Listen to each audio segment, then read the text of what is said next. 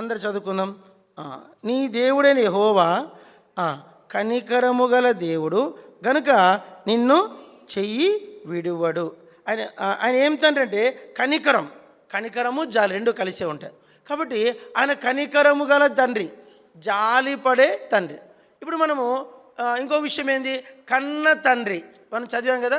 యాకోబు పత్రిక 1వ అధ్యాయము ఎన్నో వచనము, తన సత్యవాక్యము వలన మనలను ఏమంటాం, ఒక మాట ఉంది ఇక్కడ. మొదటి యాకోబు పత్రిక 1వ అధ్యాయం 18వ చివరిలో ఉంది, సత్యవాక్యము వలన మనలను తన సంకల్ప ప్రకారము కనెను. ఏం తండ్రినా? కన్న తండ్రి. కన్నాడంటే అర్థమైందమ్మా? తర్వాత చూద్దాం, తర్వాత దాని అర్థం అలా చెప్తా. కనిన తండ్రి. ఏం తండ్రి? కన్న తండ్రి. ఈ మాట మనకు అక్కడ కనిపిస్తుంది. చదవండి, ద్వితీయోపదేశకాండం 32వ అధ్యాయం చదవండి, 18వ వచనం చూద్దాం. తర్వాత మళ్ళీ ధ్యానిస్తాం. ఇప్పుడు జస్ట్ చదువుతున్నాం అంతే. 18 చదవండి, 32:18. నిన్ను పుట్టించిన ఆశ్రయదుర్గమును మరచితివి, నిన్ను కనిన దేవుని. ఇక్కడ ఏమంటాడు? పుట్టించిన, తర్వాత కనిన. చెప్పండి, ఇవన్నీ ఒక చోటికి వస్తాయి. పుట్టించాడు, కన్నాడు, జన్మింపజేశాడు. 3 చెప్పండి. పుట్టించాడు, కన్నాడు, జన్మి. 3 చెప్పండి. పుట్టించాడు, కన్నాడు, జన్మింపజేశాడు. ఇప్పుడు మనం 3 కలిపి 1 తీసుకుందాం, మనకి ఎక్కువ కాకుండా. కన్న తండ్రి. ఏం తండ్రి? కన్న తండ్రి. ఇప్పుడు మనకి ఈ విషయాలు చాలా ఎక్కువ, టైం ఎక్కువ అవుతుంది, ఇవి చాలు. 3 చెప్పండి చూద్దాం. ఏం తండ్రినా? జ్యోతిర్మయుడగు తండ్రి, మన ప్రభు అయిన యేసుక్రీస్తు యొక్క తండ్రి. 3 కనికరము చూపు తండ్రి. 3 4 నిత్యుడగు తండ్రి. ఇంకా 4 అంతేనా? కనికరం గల తండ్రి. 4 ఏంటి? మళ్ళీ ఒక్కసారి నేను కన్ఫ్యూజ్ అయ్యాను. మళ్ళీ ఫస్ట్ నేను రాసుకోను, అది నా ప్రాబ్లం. ఫస్ట్ చెప్పండి. జ్యోతిర్మయుడగు తండ్రి, మన ప్రభు అయిన యేసుక్రీస్తు యొక్క తండ్రి, నిత్యుడగు తండ్రి. 3 ఓకే. కనికరము చూపు తండ్రి. చెప్పండి. కనికరం చూపించే తండ్రి, జాలిపడే తండ్రి. 4. 5 ఏమిటి? కన్న తండ్రి. 5 చూసుకొని ఆరాధనకి వెళ్ళిపోదాం. ఇప్పుడు మామూలుగా ఒక మనిషికి తండ్రి ఉన్నాడు. తండ్రి లేకుండా ఎవరైనా ఉంటారండి? ఇప్పుడు బైబిల్లో ఒక వ్యక్తి ఉంది, ఆయన పేరు మోయాబ్. ఏం పేరు? మోయాబ్. తప్పుగా అనుకోకండి, చెప్తున్నాను, క్షమించాలి నన్ను. మోయాబ్ అంటే ఎవరు? అనుకో తమ్ముడు కూడా ఉన్నాడు. ఏం పేరు? అని పేరు అమ్మోను. మోయాబు, అమ్మోను ఎవరు చెప్పండి? అన్నా తమ్ముళ్ళు. ముందు ఒకడు, తర్వాత వచ్చాడు. ఇద్దరు ట్విన్స్. వాళ్ళ అమ్మ పేరు ఏం పేరు మనకు తెలియదు బైబిల్లో. వాళ్ళ ఆయన పేరు ఉంది. ఏం పేరు? లోతు. మోయాబ్ అంటే అర్థం ఏంటంటే, తర్జుమాలో పలకండి అందరూ. మోయాబ్ అనే అర్థం చెప్పండి. మీ నాయన ఎవరు చెప్పండి, త్వరగా చెప్పండి. నేను మన ఒక ఫంక్షన్ జరిగింది, పేరు చెప్పాను. ఫంక్షన్కి వెళ్ళాను. వెళ్తే ఒక బాబు, ఇంత బాబు భలే ఉన్నాడు, ఎంత బాగున్నాడు, అంత బాగున్నాడు. నేను మాటికి దగ్గర తీసుకుంటాను, భలే ఉన్నాడు, అట్లా అంత బాగున్నాడు. మాటికి దగ్గర వాడు డింపుల్స్ పడుతున్నాయి, భలే అందంగా ఉన్నాడు, చక్కగా ఉన్నాడు. మాటి దగ్గర తీసుకుని కూర్చోబెట్టుకుంటూ మాట్లాడుతున్నా. వాడు చాలా టిక్ టాక్ ఉన్నాడు, వాడు మంచి డ్రెస్ వేసాడు, భలే షార్ప్ ఉన్నాడు. అంతేనాక మీ నాయన పేరు ఏం పేరు బాబురా అన్నాను. మనం ఫస్ట్ అమ్మ పేరు అడుగుతామా, నాయన పేరు అడుగుతామా? నాయన పేరు. మీ నాన్న పేరు ఏం పేరునా అంటే, తెలీదు అంకుల్ అన్నాడు. నా గుండె కాలిపోయింది. ఎంత బాధ అయిందో. అప్పుడు వాళ్ళ మదర్ బాధ చెప్పింది, కారణం చెప్పింది. వాళ్ళ నాన్న ప్రాబ్లమ్స్ ఉన్నాయి బ్రదర్, ఇంకా అందుకని వానికి తెలీదు, వాళ్ళ నాన్న ఎవరో తెలీదు, వాళ్ళ నాన్న ఎలా ఉంటాడో కూడా తెలీదు, మేము అందుకే వాళ్ళ నాన్న ప్రేమ కూడా తెలీదు, కాబట్టి వాళ్ళ నాన్న పేరు మేము ఎక్కడే కానీ వానికి చెప్పము. వాడి సర్టిఫికేట్ అన్నింటిలో మదర్ పేరే ఉంటుందంట, నాన్న పేరు రాయట్లేదంట. ఎందుకంటే వాళ్ళకు గాయమైంది కాబట్టి తల్లి పేరుతోనే వాడు. మీకు విషయం తెలుసు, అమెరికా దేశాలకు, ఇంగ్లాండు, ఫారిన్ కంట్రీస్కి వెళ్తే అక్కడ తండ్రి పేరు రాయరంట ఎక్కువ శాతం. ఎందుకంటే ఒక తల్లికి 4-5 భర్తలు ఉంటారు. అంటే ఒక భర్తను వదిలేస్తుంది, మళ్ళీ ఇంకో భర్త, మళ్ళీ ఆయన వదిలేస్తుంది, మళ్ళీ ఇంకో భర్త, ఆయన వదిలే, అట్లా 4-5 భర్తలు అయ్యేసరికి అక్కడ కామన్గా ఎక్కువగా తల్లి, ఎందుకంటే ప్రజెంట్ లైవ్ ఎవరు ఉంటారు? తల్లి. అందుకే తల్లి పేరు రాసేస్తే చలిత అంటే గాడి చలిత, తల్లి జీవితం జరిగిపోతుంది. తండ్రి కావాలంటే వాడు ఎక్కడికో ఎత్తుకెళ్ళాలి, వాడు ఎక్కడుంటాడో తెలియదు. వాడు ఈమెను ఒక్కదాని కాదు మోసం చేసేది, ఎంతోమంది మోసం చేసుకుంటూ పోతాడు.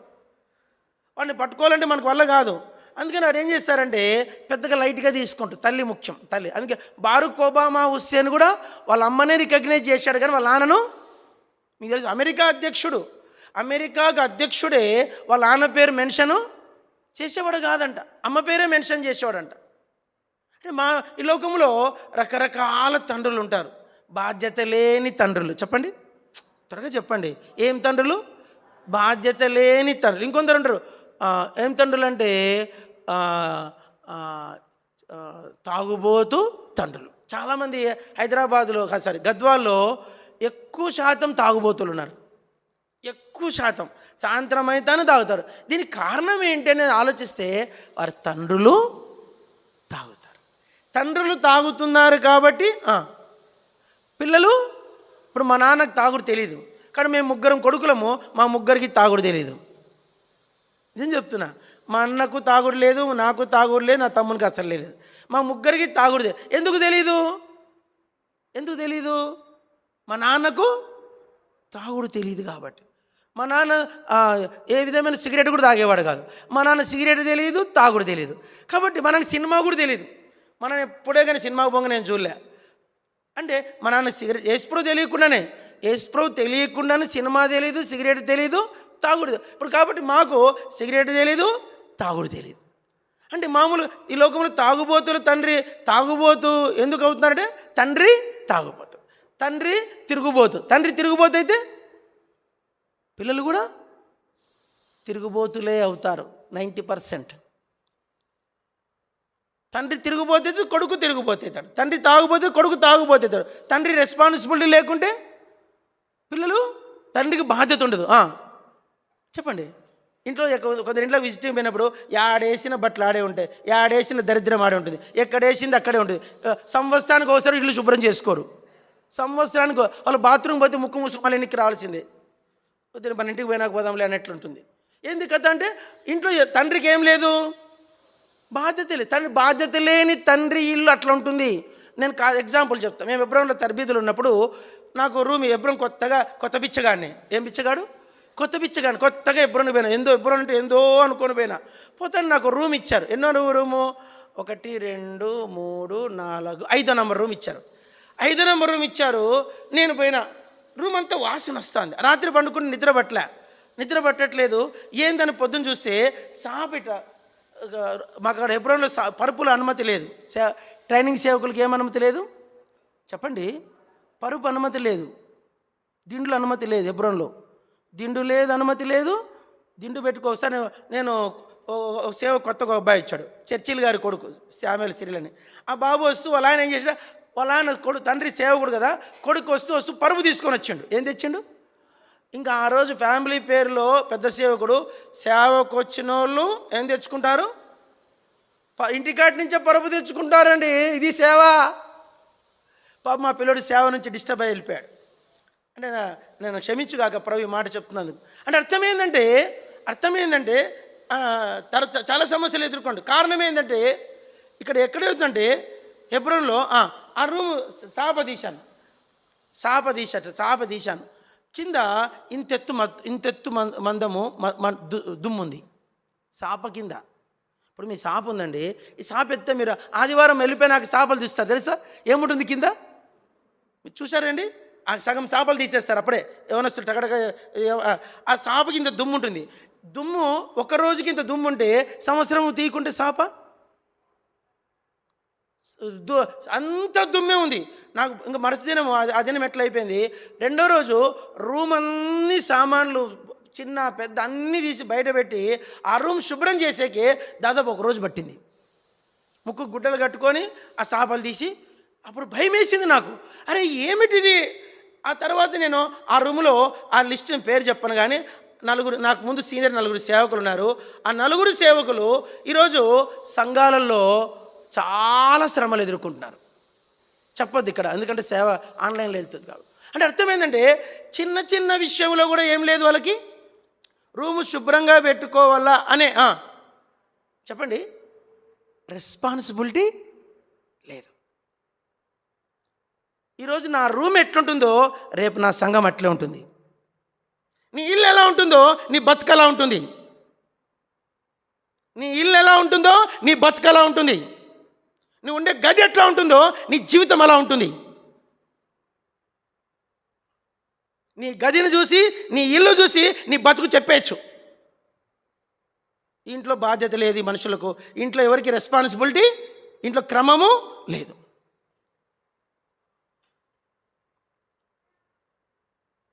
తండ్రి నిజంగా ఎందుకు చెప్తున్నాను ఈ మాటలంటే, తండ్రి చెప్పండి, తండ్రి తాగుబోతే అయితే కొత్తగా టైం అయిపోతుంది నాకు. తండ్రి తాగుబోతే అయితే చెప్పండి, తండ్రి తాగుబోతే అయితే తండ్రి తిరుగుబోతే అయితే, తండ్రి పనికి మాలాడైతే.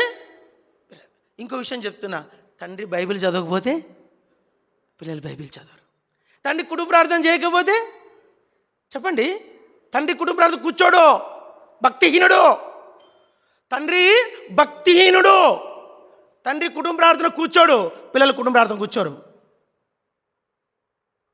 తండ్రి భక్తిహీనుడు, చర్చికి వచ్చి పెద్ద రుబాబు చేస్తాడు, ఇక్కడ ఇంట్లో కుటుంబ ప్రార్థన చెయ్యడు. భక్తిహీనుడని తండ్రి, పిల్లలు కూడా భక్తిహీనులు అవుతారు చాలా మట్టుకు. ఎవరు తప్పించుకుంటే చెప్పలేము, దేవుని కృప ఉంటే. ఇవన్నీ కూడా ఏంటంటే, తండ్రి అంటే మొత్తం జీన్స్ అదే ఉంటుంది, నడక అదే ఉంటుంది, మాటలు అవే ఉంటాయి, ప్రవర్తన అదే ఉంటుంది. ఎవడుగు పుట్ట మోయాబు అంటే అర్థం ఏంటంటే మీ నాయన ఎవరు చెప్పండి. మోయాబు అంటే ఏంది? అందరు పలకండి ఆ మాట. మీ మోయాబు అంటే ఏంది? మీ నాయన ఎవరు, మీ నాన్న ఎవరు. ఈరోజు నిజంగా మన బతుకు ఎలాంటిదంటే ఏమనుకోకండి, మనమందరం మోయాబీలమే. ఎవరు మన తండ్రి ఎవరు? చదవండి యోహాను సువార్త 10వ అధ్యాయం. యోహాను సువార్త 8వ యోహాను సువార్త 8వ అధ్యాయం, క్షమించండి, జాన్ 8. అందరు చదవాలా? మీరు 44 వచ్చాను. అందరు చదవాలా, బైబిల్ చదవాలా. భక్తిహీనులు బైబిల్ తీయరు. చదవండి. మీరు మీ తండ్రి యగు అపవాది సంబంధులు, మీ తండ్రి దురాశ నెరవేర్చగోరుచున్నారు. ఆది నుండి వాడు నరహంతకుడైండి సత్యమందు నిలిచినవాడు కాడు, వాని యందు సత్యమే లేదు. వాడు అబద్ధం ఆడినప్పుడు తన స్వభావం అనుసరించియే మాట్లాడును. వాడు అబద్ధీకుడును, అబద్ధమునకు జనకుడునై ఉన్నాడు. చూడండి, ఒకప్పుడు మన తండ్రి ఎవరండి చెప్పాల. ఒకప్పుడు మన తండ్రి ఎవరు? మన తండ్రి క్యారెక్టర్ ఏంటి చూడండి. మన తండ్రి క్యారెక్టర్ ఇది ఎవరు చెప్పిన మాట? ఎవరు చెప్పారు? యోహాను చెప్పాడా? సాక్షాత్ యేసుప్రభు మాట ఇది. యేసుప్రభు చెప్తున్నంటే మీ తండ్రి ఎట్లా అంటాడంటే, మీ నాయన ఎట్లా అంటాడంటే అబద్ధీకుడు. మీ నాయన ఎవరు? నరహంతకుడు. మీ నాయన ఎవరు? సర్పము. చూడండి అన్నమాట. అది కూడా చదవండి చదవండి మత్తయి సువార్త 23. మత్తయి సువార్త 23. మత్తయి సువార్త 23 అందరు చదవాలి. 23, 33. 23, 33 మత్తయి సువార్త 23. సర్పములారా, నా సొంత మాట కాదండి, దేవుని మాట. సర్పములారా, సర్ప సంతానమా, నరక శిక్షకు ఎలాగూ తప్పించి. ఏం సంతానం అండి? సర్ప సంతానం. ఏం సంతానం అండి? చెప్పండి, ఆ మాట చెప్పండి. ఒకప్పుడు మనమందరం ఎవరము? సర్ప సంతానం. మనం చదవండి మత్తయి సువార్త 3వ అధ్యాయం. మత్తయి సువార్త 3వ అధ్యాయం తీయండి. మత్తయి సువార్త 3వ అధ్యాయం. మత్తయి సువార్త 3వ అధ్యాయం 7వ వచనం అందరు చదవాలి. అతడు పరిశీలనలోను సద్దుకెళ్ళను అనేకులు బాప్తిసం వచ్చాడు చూచి, సర్ప సంతానమా. ఏం సంతానము? యేసుప్రభు ఏమన్నాడు? మత్తయి 23:33లో సర్ప సంతానమా, సర్పములారా, రెండు చెప్పాడు. సర్పములారా, సర్ప సంతానమా. యోహాను ఏమంటున్నాడు? సర్ప సంతానం. యోహాను సువార్త 8లో యేసుప్రభు మళ్ళీ ఏమంటున్నాడు? మీరు మీ తండ్రి యగు అపవాది పిల్లలు. అపవాది ఎట్లా అంటాడు? మీ నాన్న ఎట్లా తెలుసా? ఒకప్పుడు ఇప్పుడు ఏం చెప్పాను? ఏం నాన్న గురించి చెప్పాను? తాగుబోతున్నానా, తిరుగుబోతున్నానా, బూతులు. కొందరు పిల్లలు భలే బూతులు మాట్లాడతారు. బూతులు భలే పచ్చి బూతులు వస్తాయి. ఎక్కడ నేర్చుకున్నారంటే వాళ్ళ నాన్న దగ్గర నేర్చుకున్నారు. వాళ్ళ నాన్న మాట్లాడతాడు కాబట్టి కొడుకు మాట్లాడతాడు. నాన్న మాట్లాడతాడు కాబట్టి ఎందుకు నీకు వచ్చింది ఇక జులుం, నీ స్వభావంలో ఎందుకు తిరుగుబాటు మాట్లాడతావు, మాటకు మాట బదులిస్తావు, మాటకు మాట ఎదురు చెప్తావు. ఇది మీ నాన్న స్వభావము. ఎవరు మా నాన్న? మీరు మీ తండ్రియగు అపవాది పిల్లలు. ఎవరు అపవాది? సర్పము. ఒక మాట చెప్తున్నా, ఏదైనా తోటలో ఆదాము అవ్వ ఎప్పుడైతే ఆ పండు తిన్నారో ఆ పండులో ఏం లేదంట, ఆజ్ఞని అతిక్రమించారు. ఆజ్ఞని అతిక్రమిస్తానే ఆదాము అవ్వల యొక్క జీవములోనికి, చెప్పండి అన్నమాట, చెప్పండి, జీవం, అందరూ చెప్పండి, జీవములోనికి సర్పం యొక్క క్యారెక్టర్ వచ్చేసిందంట. కొందరు అంటారు వానికి వాడు దయ్యం పట్టినాడు అంటాం. ఏం పట్టినాడు? వాడు దయ్యం పట్టినాడు, దయ్యం చేష్టలు చేశాడు. దయ్యము చేష్టలు అనేటివి ఆత్మలో వస్తాయి. ఆత్మ సంబంధమైన దయ్యం వస్తుంది. దయ్యం పడితే ఆత్మను పడుతుంది, శరీరాన్ని పట్టదు. ఇప్పుడు సాతాను ఏదైనా తోటలో ఉన్న సర్పం ఎక్కడికి వెళ్ళిందంట? మానవుని యొక్క జీవములోకి వెళ్ళిందంట. సింపుల్ చెప్పండి, డిఎన్ఏలకు పోయిందంట. డిఎన్ఏ ఎలాంటిదంటే పుర్రెకాట్ నుంచి పాదం వరకు ఉంటుంది. చెప్పండి, డిఎన్ఏ ఎక్కడ ఉంటుంది? ఎక్కడెక్కడ ఉంటుంది డిఎన్ఏ చెప్పండి. డిఎన్ఏ అనేది ఎక్కడెక్కడ ఉంటుంది? వెంట్రుకలో కూడా ఉంటుందంట. ఇప్పుడు నేను సడన్గా చనిపోయా, ఎక్కడో చనిపోయాను, నా వెంట్రుక మాత్రం దొరికింది. ఇప్పుడు నా మిస్సెస్ మేరీ, మా ఆయన కావాలా, మా ఆయన ఎక్కడ ఉంటే అప్పుడు కొన్ని వెంట్రుకలు దొరికాయమ్మా పలానా చూడంటే సరే డిఎన్ఏ టెస్ట్ పంపిస్తానే నా డిఎన్ఏ ద్వారా నా మొత్తం క్యారెక్టర్ వచ్చేస్తుంది. మీ ఆయన 97 మొత్తం A to Z వచ్చేస్తుంది. బొమ్మ ఫిగర్ కూడా వచ్చేస్తుంది అంటది. వెంట్రుకతో మనిషిని చెప్పొచ్చంట. ఈ వెంట్రుకలో మన డిఎన్ఏ మొత్తము ఉంటుంది. అంత ఫోరెన్సికల్ అంత డెవలప్మెంట్ ఉంది ఇప్పుడు మెడికల్గా. ఇప్పుడు డిఎన్ఏ అనేదంటే మన వెంట్రుక కాటి నుంచి పాదము వరకు ఉంటుంది. ఇక ప్రతి డిఎన్ఏలో సర్పము యొక్క స్వభావం వచ్చేసింది, సర్పం యొక్క లక్షణాలు వచ్చేసినాయి, సర్పం యొక్క గుణాలు వచ్చినాయి. వాడి గుణం ఏంటి? అబద్ధీకుడు, అబద్ధమునకు జనకుడు, నరహంతకుడు. ఆది నుండి వాని స్వభావము ఇది. ఇలాంటి మనలను యేసుక్రీస్తు తన పిల్లలుగా మార్చాల. ఎలా మార్చాలా? ఏం పిల్లలు? ఒకప్పుడు మనం ఏం పిల్లలము?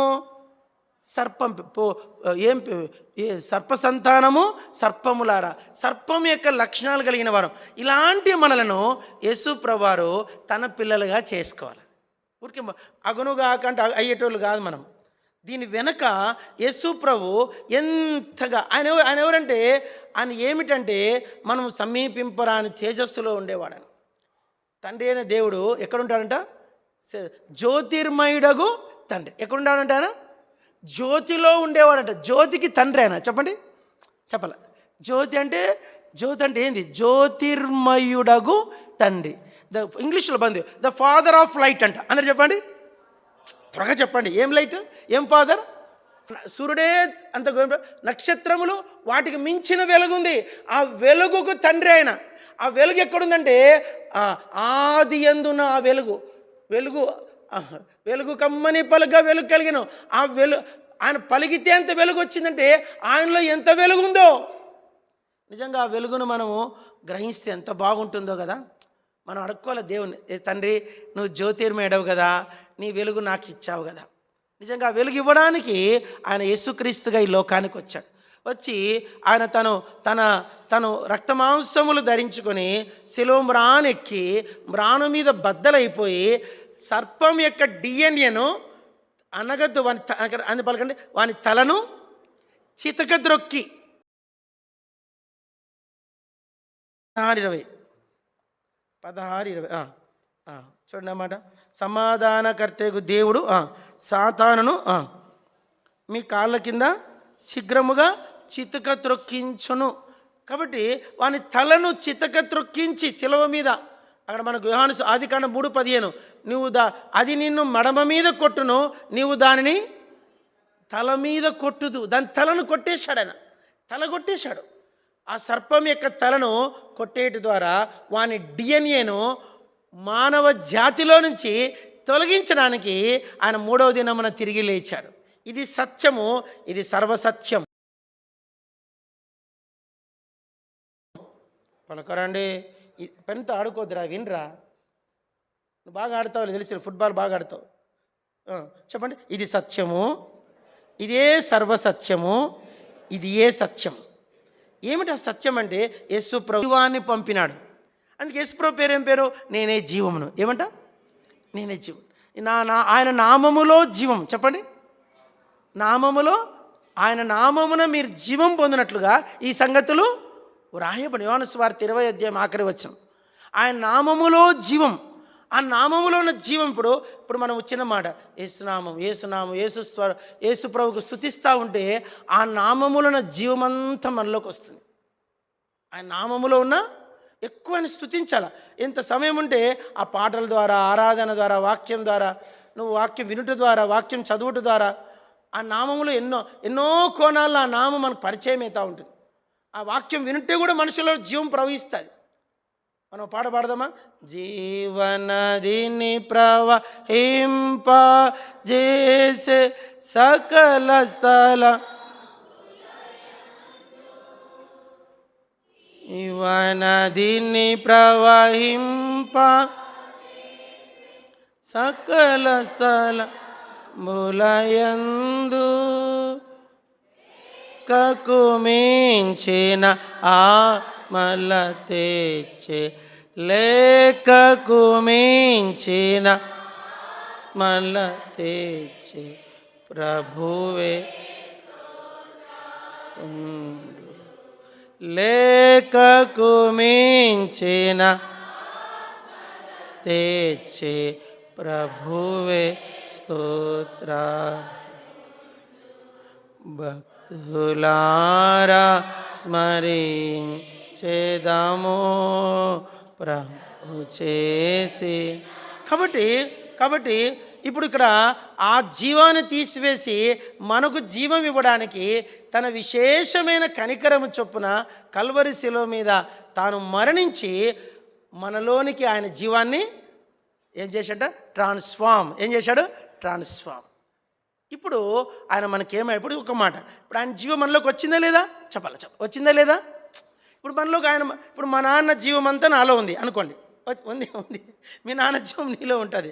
ఇప్పుడు భౌతికమైన తండ్రి జీవం ఎలా ఉంటుందో ఆత్మ సంబంధమైన తండ్రి జీవం కూడా ఉండి తీరాలి. చెప్పండి. ఉంటుందా? ఉండి తీరాలా? ఉండి తీరాలి. ఉండి తీరుతుంది అంతే. ఇప్పుడు దానికి ఇప్పుడు ఆయన తండ్రిగా ఆయనకి ఏమేమి ఉన్నాయో చెప్పాలండి. తండ్రిగా ఆయనకి ఏమేమి ఉన్నాయో చెప్పండి. కుమారులంగా మనకు కూడా అవన్నీ ఉండడం కాదు, ఉంటాయి. ఉండడం వేరు, ఉంటాయి వేరు. ఇప్పుడు ఒక తండ్రి మంచి గిటార్ వేస్తాడు, మంచి మ్యూజిషియన్. కొడుకు ఎట్లాంటి వాడు వస్తాడండి? వాడు గిటార్ వేస్తాడు. జీన్స్. మరి తండ్రి మంచి సింగర్, కొడుకు కూడా దాదాపుగా ఇమ్మాన్యుయల్ జయరాజ్ గారని ఉన్నాడు, మనకు తెలుసు. అన్న వాళ్ళ ఇంట్లో వాళ్ళ అక్క చెల్లెళ్ళు, అన్నదమ్ములు అందరూ సింగర్సే. ఏమి వాళ్ళ పాడవాడిది, వాళ్ళ గాత్రంలో అమృతం ఉందా అనిపిస్తుంది. వాళ్ళ గాత్రంలో అమృతం ఉందా? ఆయన పాడతాడు ఒక పాట, యేసు మధుర నామము పాడుడి, ప్రభు యేసు మధుర నామము పాడుడి. ఎంత మంచి వాయిస్ అంటే ఆ వాయిస్ ఆ గొంతులో అమృతం ఉందా అనిపిస్తుంది. ఎక్కడి నుంచి వచ్చిందంటే త్వరగా చెప్పండి. జీన్స్. ఇప్పుడు భూలోక సంబంధమైన తండ్రిలో ఉన్న జీన్స్ కొడుకులో ఉంటే పరలోకపు తండ్రి జీన్స్ కుమార్తెలో కూడా అచ్చం. మామూలుగా ఆడపిల్లలందరూ 90% తండ్రి పోలికి పుడతారు. ఈ పాప అచ్చం లాన పోలికి వచ్చి తండ్రి పోలిక. ఇప్పుడు కుమార్తె ఎవరైనా సరే ఇప్పుడు తండ్రిగా ఆ పరలోకపు తండ్రి మనకు తెలుసు. మత్తయి సువార్త 6వ అధ్యాయం ఏముంది అక్కడ? పరలోకమందున్న మా 6:19 6:10-11 ఎన్న వచ్చినము? మత్తయి సువార్త 6వ అధ్యాయము 6వ అధ్యాయం 9వ వచనం 9-10 పరలోకమందున్న మా తండ్రి. చాలు. కాబట్టి ఈ తండ్రి ఎక్కడున్నాడంటే అడ్రస్ ఇంకా ముగిస్తున్నాను. ఈ తండ్రి ఏమిటంటే మనల్ని జన్మింపజేసిన తండ్రి. ఒకప్పుడు అపవాది పిల్లలము. ఆ అపవాది యొక్క జీన్స్, అపవాది యొక్క నేచర్, అపవాది యొక్క స్వభావము, అపవాది యొక్క గుణలక్షణాలు, అపవాది యొక్క యాటిట్యూడ్స్, ప్రవర్తన అంత అపవాది అచ్చు గుద్దినట్లు అపవాది కనిపించేవాడు మనలో ఒకప్పుడు. అదే అబద్ధాలు, అవన్నీ అబద్ధాలు ఉంటాయి. అదే చేష్టలు, అంత వంకర బుద్ధులే ఉంటాయి, వంకర మాటలే ఉంటాయి, అంత తిరుగుబాటు ఉంటుంది. అపవాదులు ఏమేమి ఉంటాయి చెప్పండి? వంకర బుద్ధులు, వంకర స్వభావము, తిరుగుబాటు, దొంగతనము, నరహత్య. నీకు తెలుసా ఇది నిజమా? ఏమంటాడు? ఇది నిజమా? తింటే చావనే చావరు. చూడండి చూడండి వాని మాటలు చూడండి. దేవుణ్ణి అబద్ధీకునిగా చేస్తున్నాడు. మీ కన్నులు తెరవబడతాయని దేవునికి తెలుసు. మీరు తినవచ్చు, మీరు దేవతల వలె మారిపోతారు. యూ కెన్ బికేమ్ గాడ్స్ అన్నాడు. మీరు దేవుని వలె మారిపోతారు, దేవతల వలె అనేసరికి ఇప్పుడు ఒకప్పుడు అలాంటి స్వభావం మనలో ఉండింది. ఇప్పుడు యేసుక్రీస్తు మనకు ఆయన జీన్స్, ఆయన స్వభావము, ఆయన డిఎన్ఏ ఒకటి ఏంటంటే ఆయన పరలోకమందున్నాడు. కాబట్టి మనం కూడా ఏమవుతాం? ఒక మాట చెప్ప, మనం పరలోక వాసులం. ఏం వాసులం? పరలోక సంబంధమైన పిలుపులో పాలు పొందిన పరిశుద్ధ సహోదరులారా. తెలుసా? ఎబ్రీ 3:1 చెప్పండి. పరలోక సంబంధమైన పిలుపులో పాలు పొందిన పరిశుద్ధ పరలోక సంబంధమైన పరిశుద్ధమైన పిలుపులో పాలు పొందిన పరిశుద్ధ సహోదరు. పిలుపు, పాలు, పరిశుద్ధ, పరలోక. కాబట్టి ఆ పరలోక సంబంధమైన వారంగా మనల్ని చేశాడు. ఎబ్రీ 3:1. రెండవది ఏమిటి? ఆయన కనికరము చూపు తండ్రి. ఏమిటంట? రెండవది జాలిపడే తండ్రి. కనికరము, జాలి, దయ 3:1. ఆ భిక్షగా ఆ మార్గంలో పడిన వానికి ఆ సమరయుడు చూస్తాను ఏం చేశాడంట? అతని దగ్గరకు వచ్చి జాలిపడి. కాబట్టి ఈయన జాలిపడి. ఈరోజు నేను అసహించుకోడైనా, నేను ఇంతకుముందు సేవ చేసిన స్థలంలో ఒక విశ్వాసి ఉండేవాడు, పేరు చెప్పను. ఆ విశ్వాసి రెగ్యులర్గా ఆయన గవర్నమెంట్ ఎంప్లాయర్, కానీ నెల జీతం వచ్చిన రోజు ఫుల్గా తాగి ఆడ పడిపోయేవాడంట. పడిపోతే వాళ్ళ భార్య, పేరు చెప్పను, ఆమె వెతికి అనుకున్నదంట. ఇక్కడ రెగ్యులర్ వైన్ షాపులు ఇదొకటి అదొకటి 3 ఎతికేదంట. 3 గంటలు ఒక చోట పడి ఉండేవంట. రిక్షా తీసుకెళ్ళి రిక్షా మాట్లాడుకొని, రిక్షాలు వేసుకొని, అందరూ ఎవరైనా హెల్ప్ తీసుకొని అడుక్కొని, 2 పిల్లలు, గవర్నమెంట్ భర్త చచ్చిపోతాడు అని చెప్పేసి వేసుకొని ఈగలంతా వేసుకొని వచ్చేది. ఈరోజు ఆయన దేవుడు దర్శించాడు, రక్షించాడు. మీరు నమ్మరు చెప్తే ఆయన సంఘానికి సంఘ పెద్ద అయ్యాడు. ఇప్పుడు ఆయన కొడుకు సేవ చేస్తున్నాడు. ఆమె ఇప్పుడు ఈరోజు సండే క్లాస్ పరిచర్య తీసుకుంటారు. ఒకప్పుడు అపవాది క్లియర్గా వాళ్ళ ఇంట్లో కనిపించేదంట, దయ్యం కనిపించేదంట వాళ్ళ ఇంట్లో. ఈరోజు ఏమిటి? ఎంత పరిశుద్ధతో చెప్పలేను, ఎంత క్రమమో చెప్పలేను. దీనికి కారణం ఏంటి? తండ్రి యొక్క జీవం ఆయనలోనికి వచ్చింది.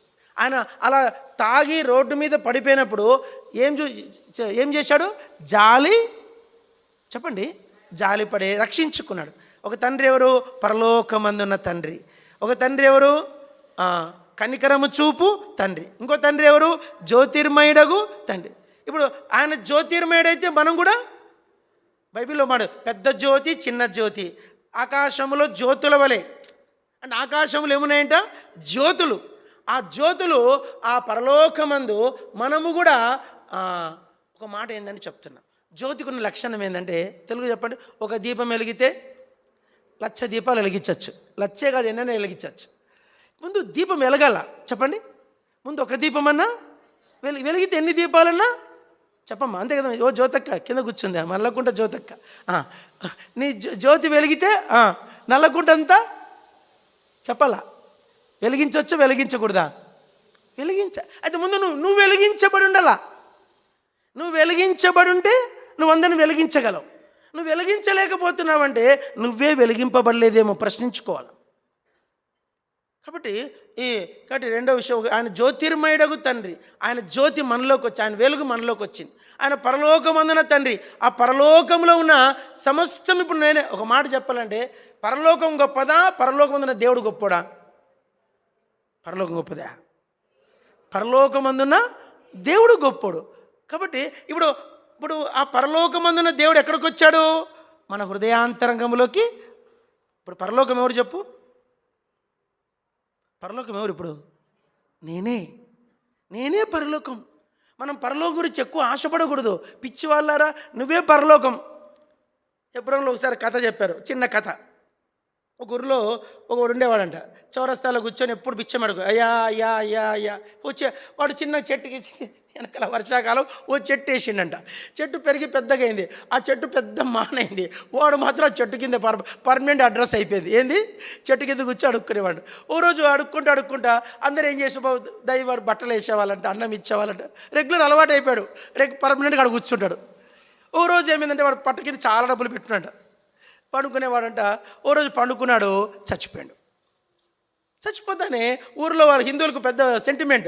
ఊరంతా కలిసి సరే వీడు చచ్చిపోయాడు కదా, ఈయనేం చేద్దామంటే, రై మన సమాధులు ఎందుకురా, ఈ చెట్టు కింద వాడు నేను పుట్టినప్పటి నుంచి వీడు ఇక్కడ కూర్చోడు, ఈయనే బొంద పెడదామనంట. అందరూ కలిసి ఏం చేశారు, మంచిగా గుంత తీశారంట. గుంత తీస్తా అంటే మనిషి బొంద పెట్టాలని ఎంత తీయాల, 6 అడుగులు తీయాల. కానీ బొందది 5 అడుగు తీస్తేనే దన్నని శబ్దం వచ్చిందంట. అరే పలుగులు పారలు పట్టుకున్నారు. ఏందిరా శబ్దం అంటే, ఏందోరా దయ్యం ఉందేమో ఈ చెట్టు కింద. పట్ట పగలు దయ్యం ఏంది రా, చేతిలో పలుగులు పారలు ఉన్నాయి, తీయండి రా, తవ్వండి, కొంచెం పెద్దగా తవ్వారండి. తీస్తూనే ఇంత పెద్ద లంక బిందు ఉందంట కింద. 10 మంది కలిసి తాళ్ళు వేసి చెంతాళ్ళు వేసి కష్టం మీద బయట తీశారంట. తీస్తానే ఆ రోజు ఆ ఊరంతా వాడిని మర్చిపోయాడు. ఎవరండి వాడు చచ్చినోడిని ఆడబెట్టేవాడు. ఈగలు వాటి మాసిపోయినాడు. మొత్తం ఈగల మనం పెడదాం రా. ఏం పేరు? అందుకు ఊరంతా పుట్టిన వాళ్ళందరికీ, నెక్స్ట్ జనరేషన్ అందరికీ, ఎవరికి వాని సొమ్ము తిన్న వాళ్ళందరికీ ఏం పేరు పెట్టారంట? బిచ్చము, బిచ్చాలు. ఆడపిల్ల పుడితే బిచ్చాలు, కొడుకు పుడితే బిచ్చం. నిజానికి ఏంటంటే వాడు ఎక్కడ కూర్చున్నాడు? కింద ఐశ్వర్యం వేసుకొని మీద కూర్చొని బిచ్చం ఎత్తుకోని ఉన్నాడు. జీవితకాలం అంతా కింద ఐశ్వర్యాన్ని పెట్టుకున్నాడు, పైన మాత్రం. అక్కడ విషయం ఏంటంటే వాని కింద ఐశ్వర్యం ఉందన్న సంగతి వానికి తెలియకుండానే చచ్చిపోయాడు. ఈరోజు మనము మీ తండ్రి పరలోకమందున్న తండ్రి, మీ తండ్రి జ్యోతిర్మయుడగు తండ్రి, మీ తండ్రి కనికరము చూపు తండ్రి, మీ తండ్రి విశేషమైన కనికరము చేత మీకు మరలా జన్మింపజేసిన తండ్రి. ఏం తండ్రి అంట? అందరు చెప్పండి. పలకరు మీరు. తన విశేషమైన కనికరము చేత మనలను మరలా జన్మింపజేసాను. ఇప్పుడు మనకు ద్విజ అంటే బ్రాహ్మణ భాష, అది సాంస్క్రిట్. ద్విజ అంటే రెండవ జన్మ, జ అంటే జన్మ, ద్వి అంటే 2, ద్విజ అంటే రెండవ జన్మ. ఇప్పుడు మనకు ఏం జన్మ వచ్చిందంటే, ఫస్ట్ అమ్మ కడుపు పేగు తెంచుకొని పుట్టాము, రెండవదిగా యేసుక్రీస్తు కన్నాడు.